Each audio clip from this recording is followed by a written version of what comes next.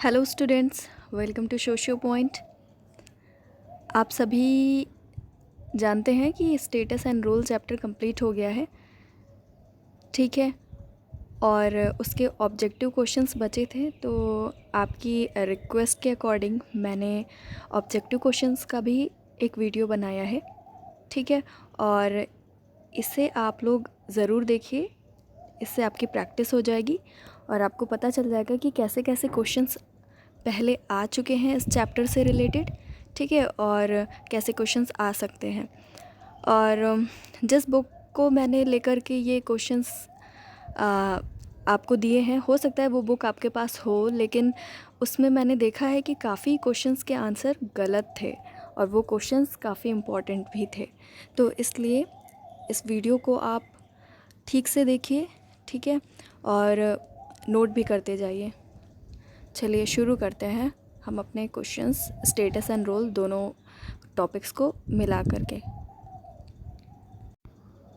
बच्चों, आपका पहला क्वेश्चन है कि परिस्थिति समूह शब्द के प्रणेता कौन थे, यानी कि आपका स्टेटस सेट शब्द किसने दिया। आंसर है रॉबर्ट के मर्टन। सेकंड क्वेश्चन है आपका, आयु, लिंग एवं जाति सभी उदाहरण हैं, यानी कि जेंडर, एज एंड कास्ट, ये तीनों किसके उदाहरण हैं, किसके एग्जाम्पल्स हैं। आंसर होगा आपका एस्क्राइब्ड स्टेटस, ठीक है। ये इसमें ऑप्शंस दिए हुए हैं आपके कि अचीव्ड स्टेटस है, कि एस्क्राइब्ड स्टेटस है, कि बायोलॉजिकल स्टेटस है, कि कल्चरल स्टेटस है। तो आपको पता है कि आपका जेंडर, आपकी एज, आपकी जो कास्ट है, ये सब क्या है, एक तरीके से बाय बर्थ ये सारी चीज़ें डिसाइडेड हो जाती हैं ना। और जो एज होती है वो, उसके लिए आपको कुछ एफ़र्ट करना नहीं पड़ता, वो खुद से बढ़ती जाती है। तो ये सारे क्या है, प्रदत्त परिस्थिति के उदाहरण हैं, यानी कि एस्क्राइब्ड स्टेटस के। बच्चों, अगला क्वेश्चन है आपका, भूमिका संकुल की अवधारणा को सर्वप्रथम किसने प्रस्तुत किया, यानी कि रोल सेट जो कॉन्सेप्ट है वो सबसे पहले किसने दिया। आंसर है आपका रॉबर्ट के मर्टन। नेक्स्ट क्वेश्चन है, जाति एक वर्ग में भिन्नता का मुख्य आधार, ये इम्पॉर्टेंट नहीं है। नेक्स्ट क्वेश्चन पे आते हैं, निम्नलिखित में से कौन प्रदत्त परिस्थिति का आधार नहीं है, यानी कि इसमें से जितने भी एग्जाम्पल्स हैं, इसमें से कौन सा एस्क्राइब्ड स्टेटस नहीं है। जेंडर नहीं है, यानी कि लिंग, तकनीकी योग्यता या टेक्निकल स्किल नहीं है, या फिर आयु नहीं है, या नातेदारी नहीं है। तो लिंग यानी कि जेंडर आपका क्या होता है, प्रदत्त होता है, यानी कि एस्क्राइब्ड होता है। और आपका जो एज होता है वो भी एक तरीके से एस्क्राइब्ड होता है। और जिस किनशिप में आप होते हो वो भी आपका क्या होता है, एस्क्राइब्ड होता है। लेकिन जो टेक्निकल स्किल होती है वो अचीव्ड होती है, ठीक है, वो अर्जित होती है। तो जो टेक्निकल स्किल या तकनीकी योग्यता होगी वो क्या होगी, आपकी प्रदत्त नहीं होगी। आंसर ये है, ठीक है। एक बार क्वेश्चन सही से पढ़ लिया करिए, एग्जाम्स में जब आया करें। देखिए इसमें पूछा है क्या नहीं है, ठीक है, तो इसमें क्या है, तकनीकी योग्यता। फिर नेक्स्ट क्वेश्चन इंपॉर्टेंट है आपका, क्या है क्वेश्चन आपका, एक ही भूमिका के विभिन्न पहलुओं के बीच होने वाले संघर्ष क्या उत्पन्न करता है, भूमिका संघर्ष को उत्पन्न करता है, या भूमिका पुंज, भूमिका तनाव, या द्वैत भूमिका। ठीक है, अब इस क्वेश्चन को समझ लेते हैं एक बार कि अगर एक ही भूमिका है, यानी कि एक ही रोल है और उसके बहुत सारे एस्पेक्ट्स हैं और उनके बीच में अगर संघर्ष होता है, यानी कि एक ही रोल की बात हो रही है, ध्यान से सुनिएगा, और एक ही रोल के ढेर सारे एस्पेक्ट्स हैं, ये मैंने पिछले वीडियो में डिस्कस कर लिया है, ठीक है, एक बार आप लोग उसको देख लीजिएगा। तो जहाँ पर एक ही रोल के डिफरेंट एस्पेक्ट्स की बात होती है, एक ही भूमिका के बहुत सारे पहलुओं की बात होती है, तो वहाँ पर भूमिका तनाव आंसर होता है, यानी कि रोल टेंशन, ठीक है। फिर 7वां क्वेश्चन है आपका, इस मत की आलोचना किसने की है कि व्यक्ति भूमिका अपेक्षाओं का स्वचालित रूप से प्रत्युत्तर देता है, ये भी इम्पोर्टेंट नहीं है। फिर कौन सा क्वेश्चन है आपका नेक्स्ट, इम्पॉर्टेंट है आपका। शिक्षक माँ और पत्नी पद के साथ संबंधित भूमिकाओं को क्या कहा जाता है? यानी कि जो शिक्षक है, यानी कि टीचर, मदर और वाइफ, ये तीन क्या हैं? स्टेटस हैं। अब इन स्टेटस से रिलेटेड रोल को क्या कहा जाता है? यानी कि कौन सा ऐसा कोई ऐसा रोल होगा जो इन तीनों स्टेटस से रिलेट करता होगा, तो उसे क्या कहा जाएगा? आंसर होगा आपका बहुल भूमिकाएं या आपका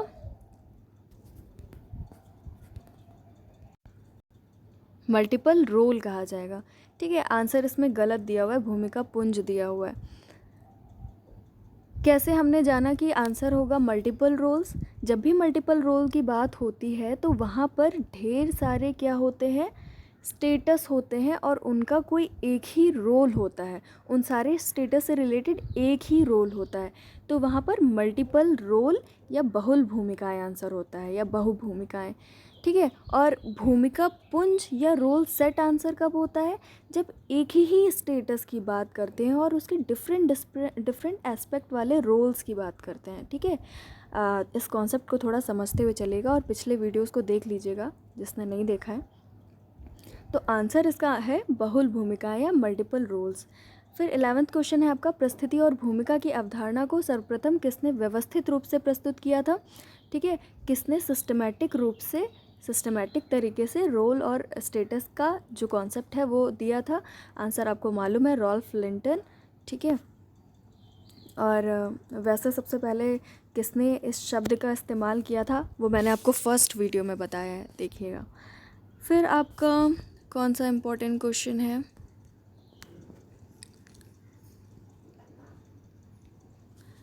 14th क्वेश्चन में क्या लिखा हुआ है? निम्नलिखित में से कौन परिस्थिति का सूचक नहीं है? कौन सा ऐसा है ऑप्शन जो आपके स्टेटस को नहीं डिफाइन करता है?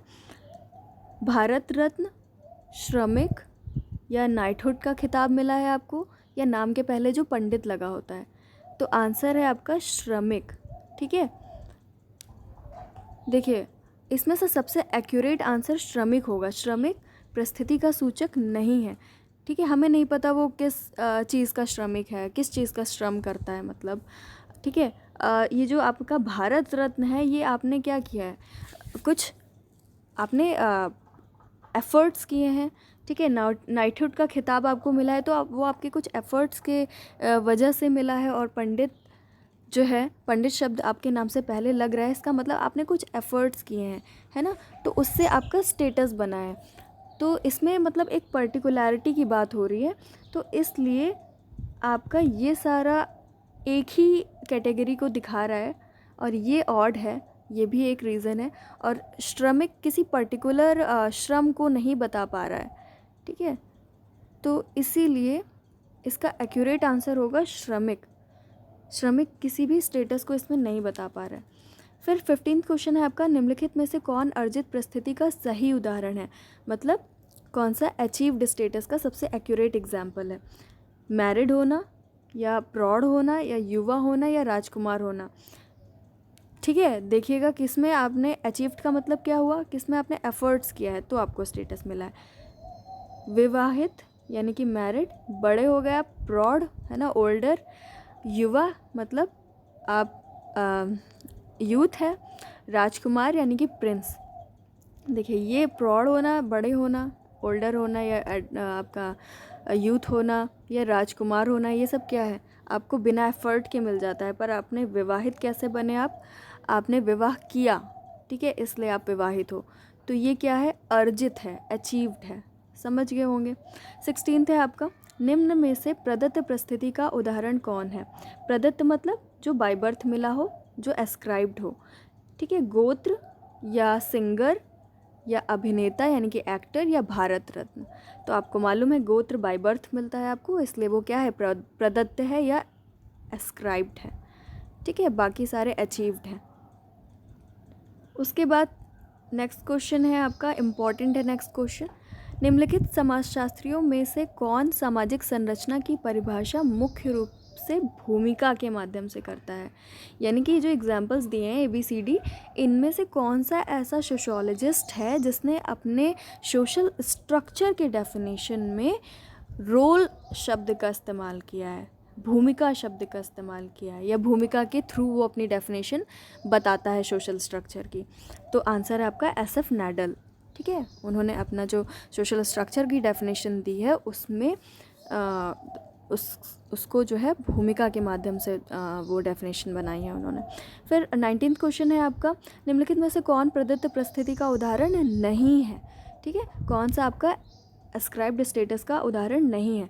तो जिसमें आपने एफर्ट किया होगा, जिसको आप जो भी चीज़ें आपको बाय बर्थ नहीं मिली होंगी वो क्या होगा, आपका एस्क्राइब्ड होगा, सॉरी अचीव्ड होगा, आपने अचीव किया है। बाकी सारे क्या होंगे, एस्क्राइब्ड। तो नातेदारी आपको पता चल गया, किनशिप, एज, आयु, जाति, कास्ट, ये सारे क्या है, मिल जाते हैं खुद से। पर अधिवक्ता या लॉयर होना क्या है, एफ़र्ट से मिलता है आपको, या आपने एक अपना स्टेटस बनाया है बाय एफ़र्ट्स। तो आंसर है आपका कि अधिवक्ता प्रदत्त परिस्थिति का उदाहरण नहीं है, या लॉयर होना एक अचीव्ड स्टेटस है, एस्क्राइब्ड स्टेटस नहीं है। ठीक है, नेक्स्ट है आपका भूमिका प्रतिमान, परिस्थिति श्रृंखला की अवधारणा किसने प्रस्तुत की, या रोल सेट, स्टेटस सेट, या स्टेटस सीक्वेंस, ये तीनों ही कॉन्सेप्ट किसने दिए। आपका आंसर है मर्टन। ठीक है, फिर क्या है, जाति परिस्थिति निम्न में से किसके अंतर्गत आती है, अर्जित है या प्रदत्त है, या दोनों। जो आपका कास्ट स्टेटस है वो अचीव्ड है कि एस्क्राइब्ड, ये पूछा गया है। आपको मालूम है ये क्या है, एस्क्राइब्ड है, अचीव नहीं किया गया है। ठीक है, फिर क्या है, नेक्स्ट क्वेश्चन, प्रदत्त परिस्थिति का आधार कौन सा नहीं है। मतलब आपका एस्क्राइब्ड स्टेटस का बेस कौन सा नहीं है, एज के हिसाब से डिफरेंशिएशन, जेंडर के हिसाब से डिफरेंशिएशन, या आपका एजुकेशनल एलिजिबिलिटी, या जाति भेद, कास्ट से रिलेटेड डिफरेंशिएशन। तो जो प्रदत्त स्थिति का आधार नहीं होगा है ना, वो क्या है, आपका शैक्षणिक योग्यता या एजुकेशनल एलिजिबिलिटी। ठीक है, वो क्या है, आपने अचीव की है, इसलिए वो एस्क्राइब्ड नहीं है। ठीक है, फिर नेक्स्ट है आपका इम्पॉर्टेंट क्वेश्चन है नेक्स्ट, वर्ग, परिस्थिति, समूह, दल किसने वर्गीकृत किया है। ठीक है, ये जो 4 शब्द दिए गए हैं ये किसने दिए हैं। ठीक है, 29th क्वेश्चन है आपका, वर्ग, परिस्थिति और समूह और दल शब्दों को किसने क्लासिफाई किया है। ये मैक्स वेबर की एक थ्योरी है, 3 कंपोनेंट थ्योरी।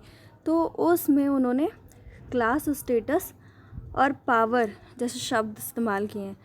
तो उसी से रिलेट करता हुआ ये क्वेश्चन है, सोशल स्ट्रैटिफिकेशन से रिलेटेड है ये। तो इसका आंसर होगा आपका मैक्स वेबर।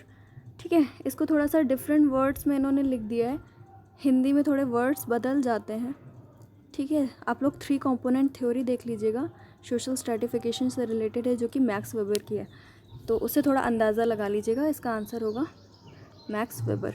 ठीक है, फिर नेक्स्ट इम्पॉर्टेंट क्वेश्चन है आपका, बहुत ही ज़्यादा इम्पॉर्टेंट है, जब स्त्री, पत्नी, वधू, माता एवं किसी ऑफिस में क्लर्क के रूप में अपनी भूमिकाओं में सामंजस्य स्थापित करने में कठिनाई का अनुभव करती है तो इस स्थिति को क्या कहते हैं। देखिए, भूमिका संघर्ष होता है और एक होता है भूमिका तनाव। ठीक है, एक होता है रोल टेंशन और एक होता है रोल कॉन्फ्लिक्ट। तो इन दोनों में हमेशा आंसर आपका गलत हो सकता है। तो इसीलिए आप लोग इस क्वेश्चन को समझ लीजिए। इसमें देखिए पत्नी बोला है, यानी कि वाइफ, और बहू है वो, मदर है, या किसी ऑफिस में क्लर्क है। मतलब क्या, बहुत सारे स्टेटस है ना, और उन स्टेटस में आपको क्या करना है, सामंजस्य बनाना है। ठीक है, सबको साथ लेकर के चलना है। अब उसमें अगर कठिनाई का अनुभव होता है तो यानी कि उसमें होगा आपका रोल कॉन्फ्लिक्ट। जब बहुत सारे स्टेटस से रिलेटेड हम भूमिकाओं की बात करते हैं या रोल्स की बात करते हैं, तब वहाँ पर कॉन्फ्लिक्ट होता है, ठीक है। जहाँ पर स्टेटस एक होगा, ठीक है, वहाँ पर रोल टेंशन की बात होती है या भूमिका तनाव की बात होती है। यहाँ पर ढेर सारे स्टेटस आपको दिख रहे हैं, ठीक है, इसलिए यहाँ पे रोल कॉन्फ्लिक्ट होगा। फिर नेक्स्ट क्वेश्चन है इम्पॉर्टेंट, जब एक बच्चा अपने व्यवहार में अन्य लोगों का अनुकरण करता है तो उस प्रक्रिया को क्या कहते हैं, ठीक है, भूमिका ग्रहण कहते हैं। इंग्लिश मीडियम वालों को समझा दूँ कि जब कोई छोटा सा बच्चा होता है वो सीखता है ना धीरे धीरे लोगों को देख देख कर, ठीक है, लोगों को देखता है और उनके जैसा बिहेव करने की कोशिश करता है, उनके ही जैसा काम करने की कोशिश करता है बचपन में, ठीक है। तो वो क्या कर रहा है, रोल टेकिंग कर रहा है। और ये जो रोल टेकिंग है या भूमिका ग्रहण है, ये टर्म GH मीड ने दिया है, ये भी क्वेश्चन आता है आपका एग्ज़ाम में, ठीक है। फिर नेक्स्ट क्वेश्चन है आपका, एक व्यक्ति द्वारा कई भूमिकाएं कुशलतापूर्वक निभाने को क्या कहते हैं, आपका रोल सेट आंसर है, ठीक है। कई भूमिकाओं को एक व्यक्ति निभाता है तो वहाँ पर होगा भूमिका प्रतिमान या रोल सेट। फिर नेक्स्ट क्वेश्चन है आपका, इम्पॉर्टेंट क्वेश्चन है, आ चुका है एग्जाम में। निम्न में से किस समाजशास्त्री ने जाति को एक बंद वर्ग के रूप में परिभाषित किया है, यानी कि caste is a closed group, है ना। तो आंसर आपका इसमें देखिए दिखा हुआ है, क्या दिख रहा है, CH कूले, लेकिन आंसर है आपका मजूमदार तथा मदान, ठीक है। जाति को एक बंद वर्ग या क्लोज ग्रुप किसने कहा है, DN मजूमदार ने कहा है। आंसर इसमें गलत दिया हुआ है। फिर नेक्स्ट क्वेश्चन है आपका, वो जो नेक्स्ट क्वेश्चन है आपका उसमें भी आंसर गलत दिया हुआ है, देख लीजिएगा। परिस्थिति के बिना कोई भूमिकाएं नहीं हैं और भूमिकाओं के बिना कोई परिस्थिति नहीं है। तो ये कथन किसने दिया है, यानी कि there is no status without role और नो रोल विदाउट स्टेटस, ठीक है। ये किसने दिया है, आपका रॉल्फ लिंटन ने दिया है, ठीक है, सॉरी, आंसर आपका रॉल्फ लिंटन है, ठीक है। अगला क्वेश्चन है आपका, भूमिका परिस्थिति का गत्यात्मक पक्ष है, यानी कि role is a dynamic aspect of status. ये आपने सुना होगा, है ना, पिछली वीडियो में मैंने बताया है आपको, लिंटन ने कहा है ये role is the dynamic aspect of status, क्यों है ये भी बताया है। फिर भूमिका को परिभाषित किया जा सकता है कैसे, इन चारों ऑप्शन में से क्या है जो कि रोल को डिफाइन करता है, और ये क्वेश्चन आ चुका है आपके एग्ज़ाम में पिछले वाले। केवल प्रदत्त परिस्थिति के अनुरूप व्यवहार करे, यानी कि भूमिका तब है जब जो आपका एस्क्राइब्ड स्टेटस है उसके हिसाब से आप बिहेव करो सोसाइटी में, या B है अर्जित परिस्थिति के अनुसार आप व्यवहार करो सिर्फ और सिर्फ, यानी कि केवल एस्क्राइब्ड स्टेटस के हिसाब से आप सोसाइटी में बिहेव करो, या फिर व्यक्ति के परिस्थिति के अनुरूप व्यवहार करने से है, यानी कि किसी पर्सन को जो भी स्टेटस मिला है आप उसके हिसाब से काम करो तो वो है रोल, या फिर व्यक्ति के समस्त व्यवहार से है, यानी कि कोई भी पर्सन जैसा भी बिहेव करता है, जैसा भी उसका बिहेवियर पैटर्न है, वो सारा का सारा रोल के अंदर आता है। मतलब ये चार ऑप्शन आपको दे दिए गए, तो इसमें से सबसे एक्यूरेट आंसर यही है कि व्यक्ति का जितना भी आपका बिहेवियर है, जितना भी जो भी बिहेवियर पैटर्न है, वो सारा का सारा किस में आता है, भूमिका में आता है। क्योंकि एक व्यक्ति जैसा भी बिहेव करता है वो किसी ना किसी स्टेटस पे रहते हुए बिहेव करता है ना। तो जब भी वो बिहेव करेगा किसी स्टेटस के अकॉर्डिंग करेगा और वो उसका स्टेटस का रोल होगा, इसलिए सारा का सारा बिहेवियर पैटर्न सोसाइटी का रोल ही होता है। ठीक है, एक्यूरेट आंसर यही होगा आपका।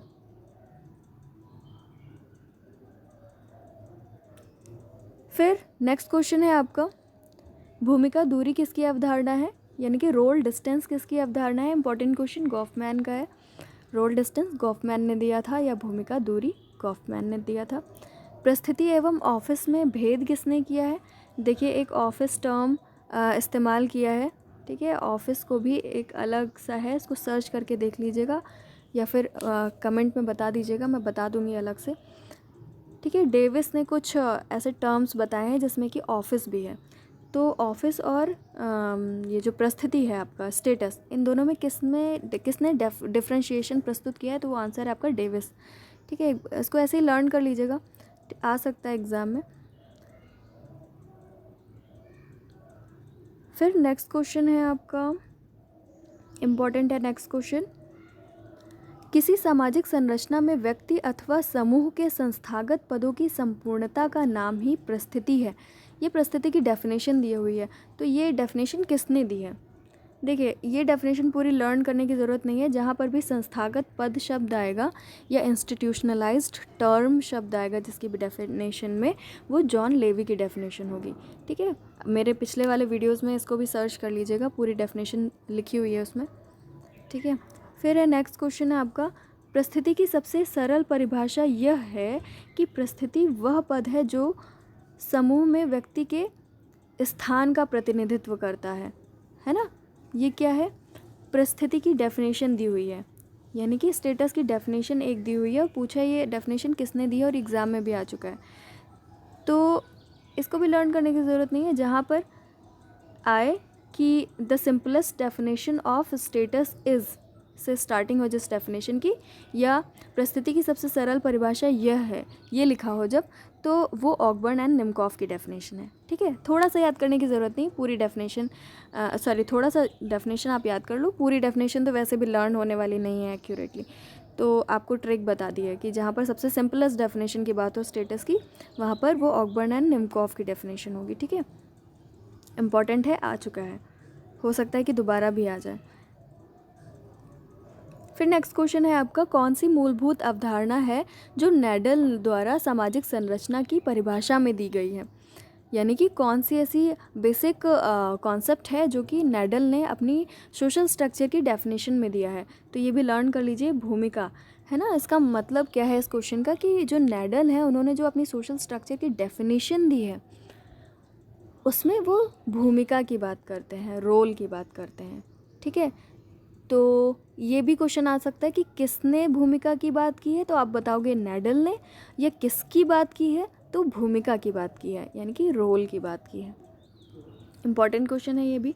फिर नेक्स्ट क्वेश्चन आपका एग्जाम में आ चुका है, किस समाजशास्त्री ने भूमिका पुंज प्रस्थिति क्रम की अवधारणा दी है? यानी कि स्टेटस सेट और स्टेटस सीक्वेंस किसने दिया है? आपको मालूम है, मर्टन ने दिया है। ठीक है। नेक्स्ट क्वेश्चन भी इम्पॉर्टेंट है आपका, जब एक तस्कर किसी समाज सेवक के रूप में लोक कल्याणकारी कार्यों के लिए आर्थिक सहायता देता है, तो इसे क्या कहा जाएगा? इसको कौन सी भूमिका कहा जाएगा? मतलब जब कोई अगर स्मगलर है, वो सोशल वर्क करता है और सोशल वेलफेयर के लिए काम करता है और दान देने लगता है, ठीक है, बहुत ढेर सारा फंड देने लगता है, तो ऐसे में वो कौन सा रोल प्ले कर रहा है? ये जो सोशल वर्कर बन रहा है तो स्मगलर, बट अपना सोसाइटी को, अपने आप को अच्छा दिखाने के लिए सोसाइटी में ये सोशल वर्किंग का जो काम कर रहा है, ये कौन सा रोल है? ये है आपका, बता चुकी हूँ, अनुभवात्मक भूमिका है या परसीव्ड रोल है। ठीक है। फिर नेक्स्ट क्वेश्चन और भी इम्पॉर्टेंट है, सेना में भर्ती होने पर सैनिक की भूमिका निभाना क्या कहा जाएगा? जैसे मैंने अभी बताया था ना, बच्चा बड़ों की चीज़ें सीखता है वैसे ही करना सीखता है, तो उसको रोल टेकिंग कहा जाता है। वैसे ही कोई भी पर्सन अगर कुछ भी सीखता है नया, है ना, दूसरों की चीज़ों को सीख करके खुद बिहेव करने की कोशिश करता है, वैसे ही तो क्या होगा, वो रोल टेकिंग करना कहलाएगा। ठीक है। अच्छा, ये क्वेश्चन भी बहुत ज़्यादा इम्पॉर्टेंट है, रुग्ण भूमिका की अवधारणा किसने प्रस्तुत की? हो सकता है ये इस बार एग्ज़ाम में आ जाए। रुग्ण भूमिका या सिक रोल की कॉन्सेप्ट किसने दिया है? इसमें इसका आंसर भी गलत दिया हुआ है, आंसर है आपका पार्सन्स। ठीक है।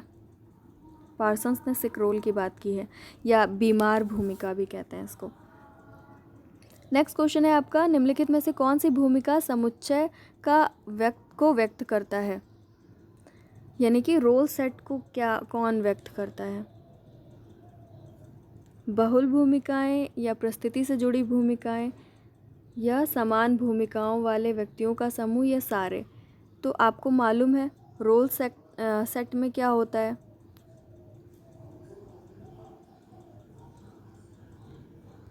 पिछले वीडियो में आप लोग देख सकते हैं कि रोल सेट में मैंने एक प्रिंसिपल का शायद उदाहरण दिया था, है ना। प्रिंसिपल है, वो कॉलेज में है, तो उसके पास बहुत सारे रोल्स हैं, है ना। कुछ टीचर के रिगार्डिंग, कुछ स्टूडेंट्स के रिगार्डिंग, कुछ ऑफिस स्टाफ के रिगार्डिंग। तो एक ही सेट है लेकिन रोल बहुत ढेर सारे हैं, तो वो क्या होगा, आपका रोल सेट होगा। तो इसका सही आंसर है आपका एक ही परिस्थिति से जुड़ी भूमिकाएं, यानी कि एक ही स्टेटस से जुड़े रोल्स। ठीक है, इम्पॉर्टेंट क्वेश्चन है।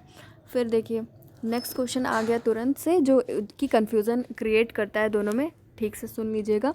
शिक्षक माँ पत्नी के पद के साथ संबंधित भूमिकाओं को क्या कहा जाएगा, है ना। देखा आपने क्या हुआ यहाँ पर एक ही सेट की बात की जा रही थी, लेकिन यहाँ पर एक ही स्टेटस की बात की जा रही थी, लेकिन यहाँ पर बहुत सारे स्टेटस हैं। अब इससे जुड़े रोल्स को क्या कहा जाएगा। बहुत सारे जहाँ पे स्टेटस की बात होती है वहाँ पे बहु भूमिकाएं होती हैं या मल्टीपल रोल्स होते हैं। ठीक है, सही एग्जाम्पल आंसर है आपका मल्टीपल रोल्स। फिर नेक्स्ट क्वेश्चन है आपका इम्पॉर्टेंट, मूल प्रस्थिति पद की रचना किसने की। आंसर है E.T. हीलर। ये भी मैं पिछली वीडियो में बता चुकी हूँ। मूल प्रस्थिति यानी कि की स्टेटस E.T. हीलर ने दिया है, आपको मालूम है। ठीक है, ओके, इतना काफ़ी है बच्चों, इतना प्रैक्टिस कर लीजिए। ठीक है, इसी में से कुछ ना कुछ आंसर क्वेश्चन आ जाएगा आपका एग्ज़ाम में। और कॉन्सेप्ट्स आप लोग ज़रूर क्लियर कर लीजिए, है ना। 3 वीडियोज़ हैं टोटल, बहुत ही ज़्यादा इम्पॉर्टेंट है, और इससे जुड़ा कोई भी क्वेश्चन आता है एग्ज़ाम में आप आराम से कर लेंगे। ठीक है, इसीलिए बहुत ही ज़्यादा इम्पॉर्टेंट है, और बहुत ही पॉइंट्स को लेकर के चली हूँ मैं उन सारे वीडियोस में, है ना। कुछ भी इधर उधर का नहीं है, तो इसलिए वो आपके लिए बहुत ही ज़्यादा इम्पॉर्टेंट है।